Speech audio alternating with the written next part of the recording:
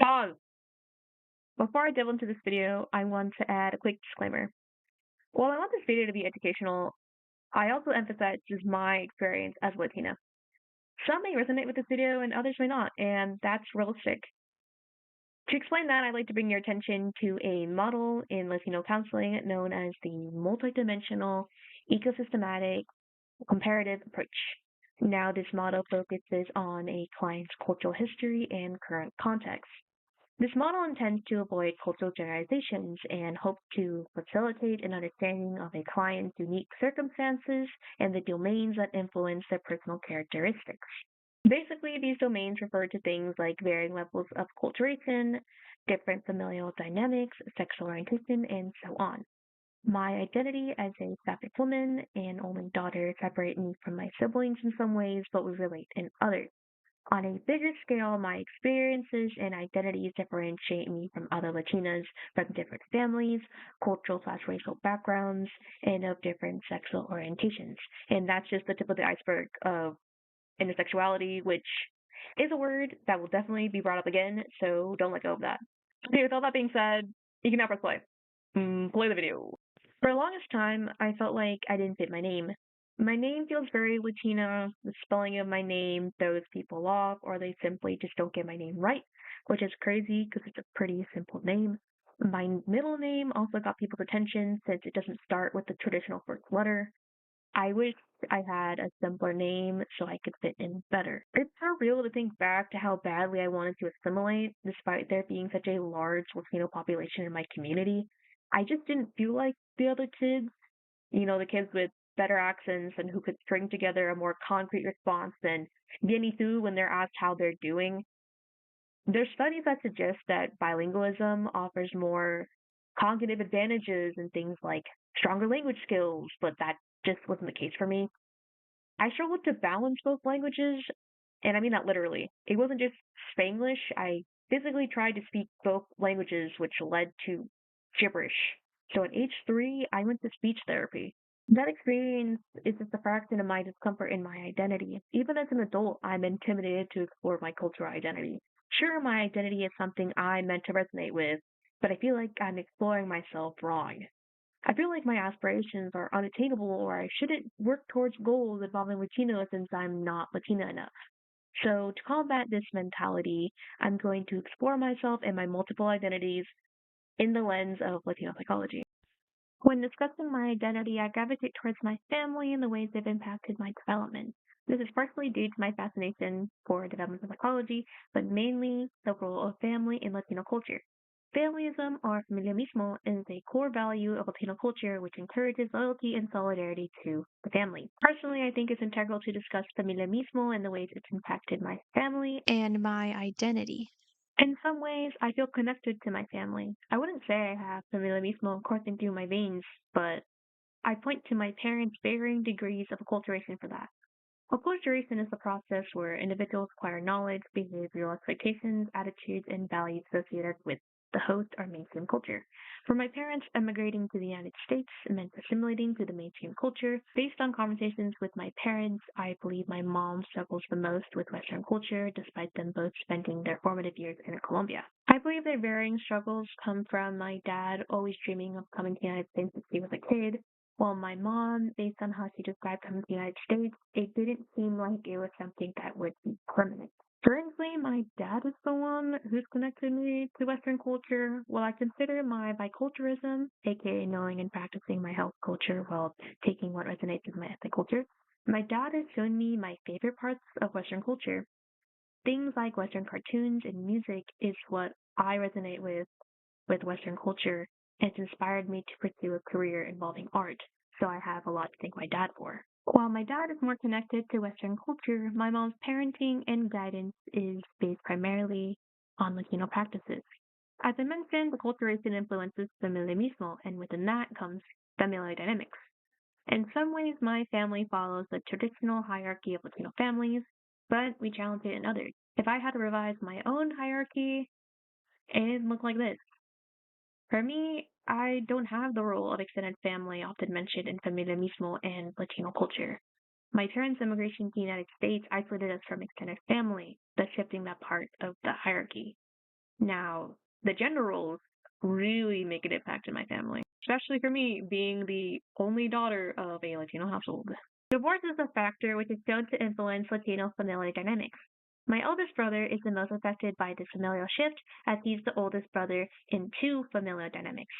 Like my extended family, distance influences our ability to rely on each other in the ways our culture wants us to, but other factors like a large age gap and varying levels of acculturation influence our dynamic. My brother was born in Colombia and experienced a vastly different upbringing than mine. Seeing how he was more connected to our ethnic culture, he wanted me to do the same at a young age, but I just wasn't ready to. I think my brother mourned my connection to our shared culture, like the way growing up in the United States influenced my Spanish. For years, it felt like Spanish was my only connection to him, which ultimately strained my emotional connection with him. This event in my life reminded me of an ideal in parent child dynamics where changes as a result of acculturation can erode first language development among immigrant children, resulting in emotional distance between children and their parents. Our over 10-year age gap makes sense to why we experience a parent child dynamic as siblings, but we've come a long way. I see my brother as a friend and a sibling, which may connect to familia mismo values. Seeing my brother as both roles has made our connection stronger, and despite our distance, I feel the most close to him. Okay, so me and my eldest brother are divided by distance, but surely I can rely on my other two brothers in the ways that familia mismo want me to, right? Not exactly. I feel like gender roles actually played a big role in our relationship and have strained me from being able to rely on them. See, my mom raised my second eldest brother with the Pobrecito syndrome, aka the I feel sorry for you syndrome.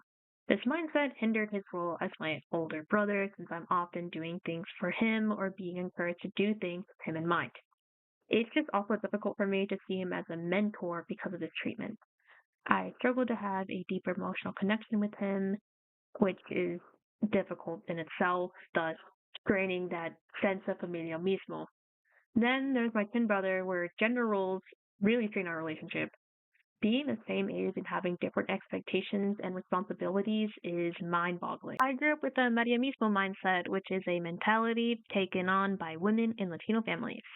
Similar to the way family hierarchies pass along generations, gender roles do the same. Looking at a list of Maria Mismo principles in my readings, why not emphasize the three biggest ones I've been instilled with?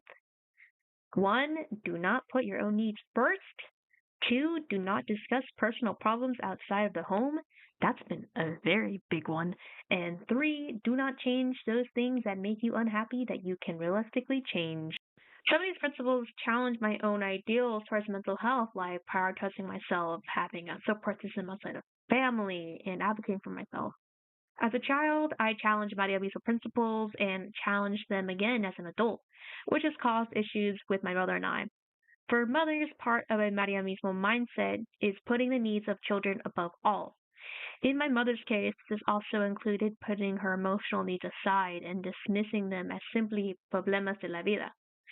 My Latino psychology course taught me that this is a pretty common mindset amongst Latinas, as the way a woman understands her distress, whether she attributes it to her molestar, nervios, locura, or problemas de la vida, or to biomedical reasons, will influence the likelihood of her seeking any mental health services, whether traditional or professional. Seeing how my mom's neglect towards her mental health affected her growing up and how the passage of some Mariamismo ideals has influenced my own mental health, I chose to follow more Western beliefs. Adding on to my relationship with my mom and kind of closing in my relationship with my family in regards to my identity, I'm going to add a snippet from this course that has deeply resonated with me and I feel like kind of ties into what I've been trying to say. So, as stated, Latina girls and adolescents may interpret this differential parenting approach as rejection or parental preference towards the brothers in the family, an issue that can be detrimental to family equilibrium. In all honesty, this is the best way to describe my issues regarding my identity and in my family and the tensions I have with my brothers, more especially with my twin.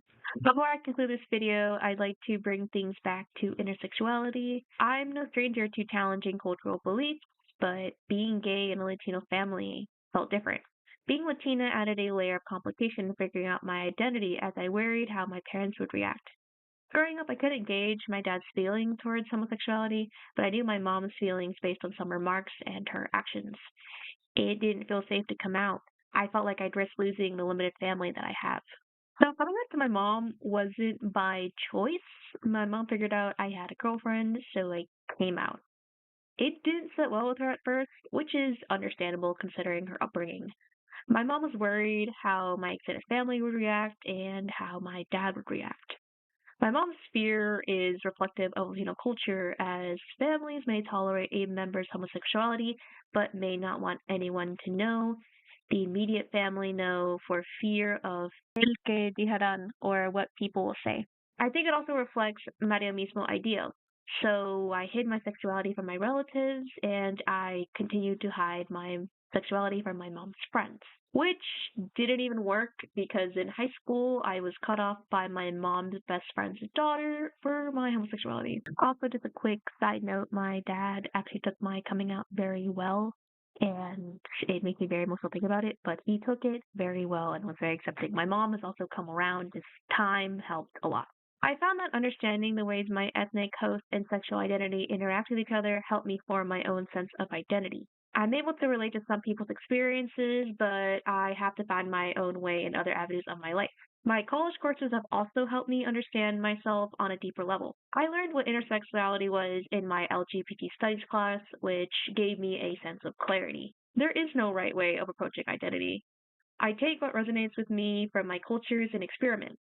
Experimentation looks differently for everyone, which is the beauty of identity. I feel more at peace with myself despite not feeling Latina all the time. I let myself simply be, and that's the best I can do.